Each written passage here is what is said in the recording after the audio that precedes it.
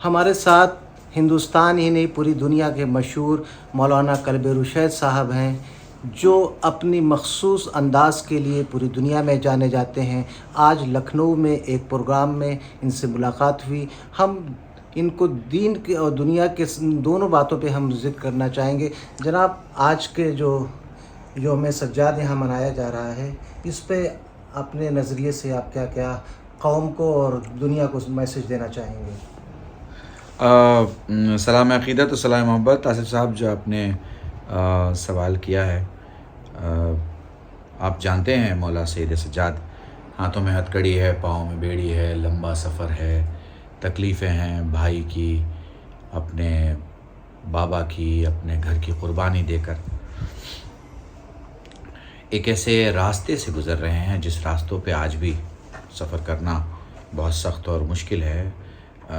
गर्मी का ज़माना है, पाँव में छाले हैं, इतना लंबा तवील रास्ता है, मगर सज्जाद की फ़िक्र है कि ग़ुलामी की ज़ंजीरों से बशरियत और इंसानियत के पाँव को आज़ाद करा दिया जाए।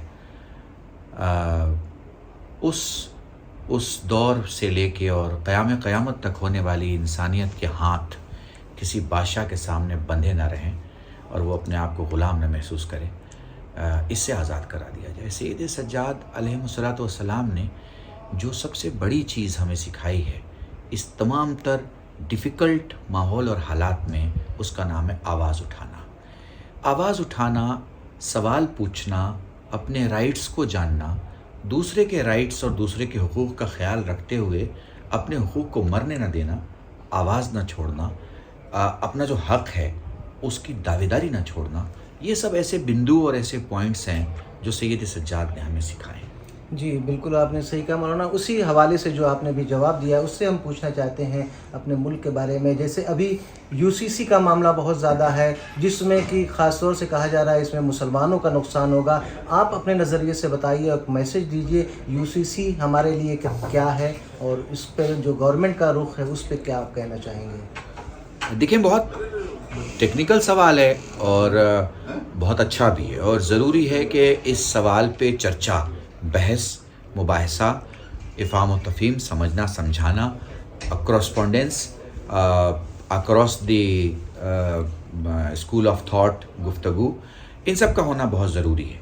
देखें, इसके 3 पहलू में रखता हूँ। इस 3 पहलू को अगर हम समझ लेंगे तो हमें चीज़ें आसानी से समझ में आ जाएंगी। पहली बात, यूसीसी हुआ नहीं, हो सकता है। जी। कोई एक पार्टी ये सोचती है या रूलिंग पार्टी ये सोचती है, ये गवर्नमेंट सोचती है कि वो इसे लागू कर देगी। आप अच्छी तरह से जानते हैं कि अगर कैपिटल में उनकी सरकार है तो ये भी है कि वो कैपिटल के स्टेट गवर्नमेंट में उनकी सरकार नहीं है। मसलन बीजेपी की सरकार अगर आप सेंट्रल में मानते हैं तो बीजेपी की सरकार चेन्नई में नहीं है, बीजेपी की सरकार कलकत्ता में नहीं है, यानी बंगाल में नहीं है, बीजेपी की सरकार दिल्ली में नहीं है, ठीक है। इसी तरह से बहुत सारे स्टेट हैं जहां बीजेपी की सरकार नहीं है, वहां कांग्रेस की सरकार है। सो ये एक सवाल है, ये उनका एक प्रपोजिशन है, उनका सोचना है कि यूसीसी आना चाहिए, राइट। अब इसमें जवाब आपके पास और मेरे पास नहीं है। जवाब किसके पास है? लॉ के जानकारों के पास है कि वो इस पे बहस करें, बहस करवाएं, बातें उठाई जाएं, कमी बेश का तस्करा किया जाए, ताकि जब फैसला लिया जाए तो वो हक बजानिब भी फैसला हो और सबके हक में हो। ये ना कोई कहे कि भाई हमें ज़्यादा मिल गया या कोई कहे कि हमें कम मिल गया। अब हम आते हैं उसकी यूज़ पे, या मुसलमानों की ज़िंदगी में यूसीसी का क्या महत्व रहेगा। देखें, मेरे बच्चे को किसी ने मारा, मैं पुलिस थाने गया, मैंने पुलिस से शिकायत की, उसने FIR लिखा। आप बताइए वो कौन सी धारा लगाएगा? मुझ मौलाना के बेटे के सर पे पत्थर लगा, धारा IP से लगेगी या धारा मुस्लिम पर्सनल लॉ से पूछ के लगेगी? IPC लगेगी, IPC लगेगी। मेरी बेटी की मान लीजिए शादी हुई है और मेरी बेटी को मेरे दामाद ने पीटा और घर से निकाल दिया, मैं थाने गया। अब मुझे आप बताइए कि जब मैं पुलिस से कह रहा हूँ FIR दर्ज करो तो वो कौन सी धारा लगाएगा? बिल्कुल IPC लगेगी, IPC लगाएगा। तो मैंने बेटे की बात कर ली और मैंने बेटी की बात कर ली। अब मैं बाहर निकला, मेरा मर्डर कर दिया गया, मेरा बच्चा थाने गया, ये बताइए वो थाने में कौन सी धारा लगेगी? आईपीसी लगेगी या मुस्लिम पर्सनल लॉ या मुसलमानों की या शरीयत की कोई धारा लगेगी? शरीयत का यहाँ पे कानून नहीं लगेगा। नहीं लगेगा ना।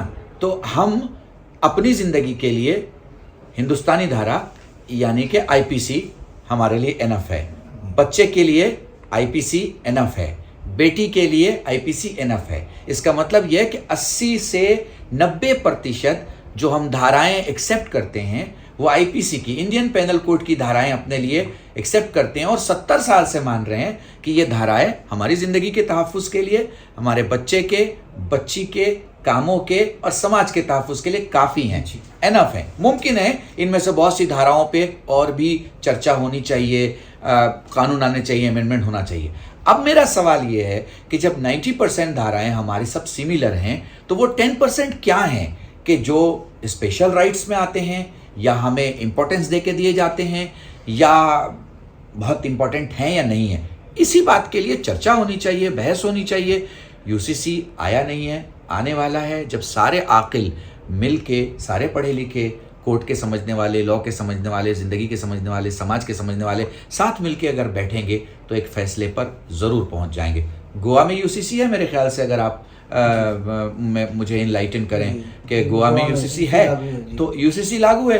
कौन सा गोवा का मुसलमान मरा जा रहा है? गोवा का मुसलमान तो अच्छा खासा दुबई में जा रहा है, काम कर रहा है, ज़िंदगी जी रहा है। सो मेरा कहना यह है कि सियासत के जब मुद्दे समाज में आएँ और दो भाग कर दें तो समझ लें इसमें सियासत का फ़ायदा हो रहा है, क्योंकि हिंदुस्तान जोड़ने की बात करता है, तोड़ने की बात नहीं करता।